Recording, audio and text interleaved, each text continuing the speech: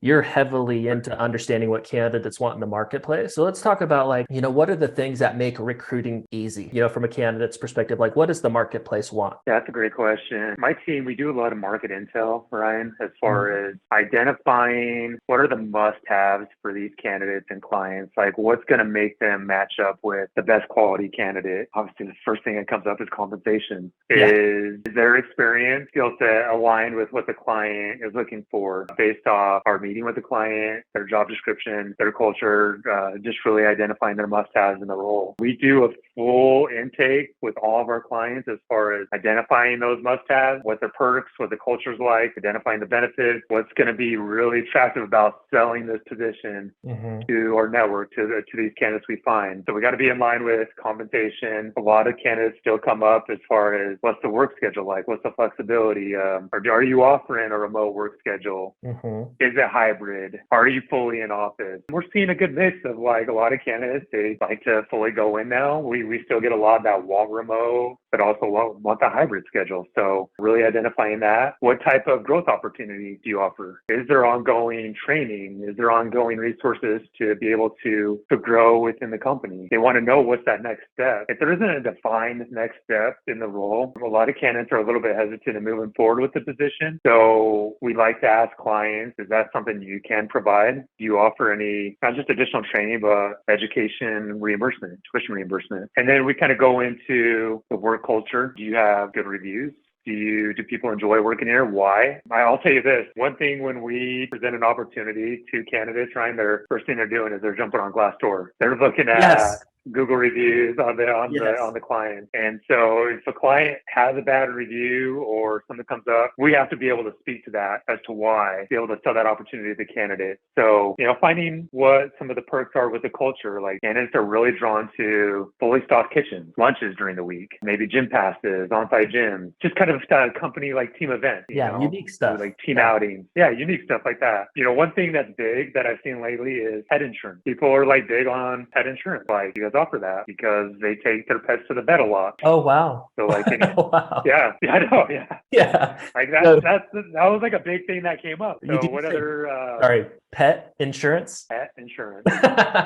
Right? Yeah. That's the first I've ever heard that one. That's hilarious. So wow. Come up. Just other programs that you hear about, 401k, health, life, dental, vision, things like that. So yeah, we have to really, when we fill an opportunity, we need to get all that information from clients. But those are a lot of the things that come up. I would say compensation, work schedule, and then just those benefits that really attract the role. Yeah. Love it. Love it. Awesome stuff here that I want to recap. And for some context for you guys watching, as a reminder, like Frankie, they place, salary type positions, right? So if they have like a high level senior account executive position, as an example, that they're placing, and it's a 75, 100K salary plus commission or something like that. And that's what the company is investing into for this role, as well as paying Frankie and their team to place the candidate, right? They got to be better at choosing the right people and like going through the full cycle recruiting process, and ideally hiring the right person to eliminate as much attrition as possible, because they're investing so many resources into the candidate. A little bit different than the SRU model, where it's commission based and there's not always a big cash investment on the front end into the opportunity, but there is a time investment from a training and management perspective. And so the reason I explain that is, remember, when we go through these things, you don't need to have all these things to successfully build your sales team. But what it should point out to you is that if candidates are investing their careers with us, which is pretty much 1/3 of their life, we should, as employers, do the best that we can to provide the best opportunity that we possibly can, right? So a lot of these things you guys will never do, but what you should think about is like, hey, what's the next step in our organization improving the opportunity, right? Has our revenue increased a couple $1,000,000, and can we afford training pay in our commission-based sales opportunity? Or can we invest into leads? Or now can we, confidently invest into benefits after 90 days, right? All these little things can help both the recruiting process be easier for you, and then as well as the retention process and getting people through their ramp up. But there's a lot that he pointed out here. So first thing is compensation, right? Obvious one,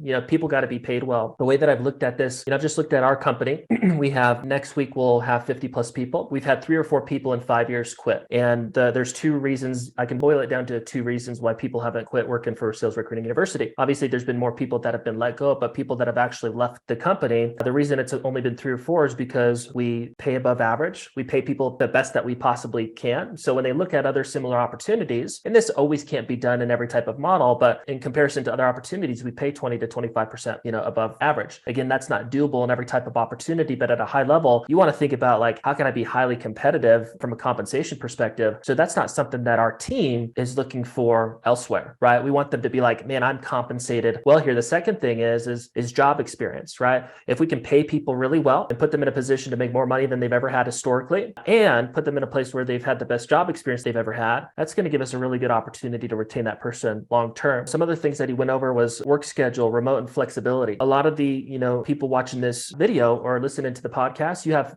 face-to-face localized sales teams that you're building. And so when it comes to like remote, that doesn't really make sense to you. But at a high level, the marketplace, they are more interested in remote opportunities. For you remote companies out there, or if you even have an opportunity to transition some part of your sales process to remote, just to note that we've seen over the last couple of years, it is incredibly more easy to recruit into remote opportunities. Not only because from a candidate's perspective, they, a lot of the times they like it more, which is what Frankie was saying, but also from an advertisement perspective, right? You get 5 to 10 times the amount of candidate leads in your recruiting process versus just, if I post an outside sales representative ad in Salt Lake City versus remote, the remote one's going to get 5 to 10 times the amount of candidate leads, which is naturally going to allow me to hit my recruiting goals much more easily. So something to think about, in terms of work schedule, remote flexibility. Obviously, you got to manage people, but the more that we can improve their job experience, the more likely they're going to like their job and stay with us. Another thing that he mentioned is growth opportunity, learning, advancement opportunity, ongoing training. If people are not continuing to get developed at their job, they'll get bored, right? From a leadership perspective, we want to continue to provide them value so that positively impacts their job and the results within their job. And people naturally like to learn too. That's exciting and something new within their opportunity. So if people are not constantly learning and improving at their job, they're missing that value and they're even more likely to follow up. He mentioned advancement opportunity as well. He said, if people don't understand what the next step is, that's not a good thing. If you, ask, probably have better information on this, but pretty much, I'd say the top 2, one of the top 2 things that candidates say to us when they think about like, the right opportunity is they want advancement opportunity. Now, candidates, they may not be the type of person that puts in the work to get the advancement, but at least, in their mind, that's like one of the things that they care about. So the more clear that you can give within the advancement opportunity, do A, B, and C, and it results into X, Y, and Z in this path into leadership or whatever the job role is, the more objective that is, both in your hiring and your team management process, the better that you're going to retain people.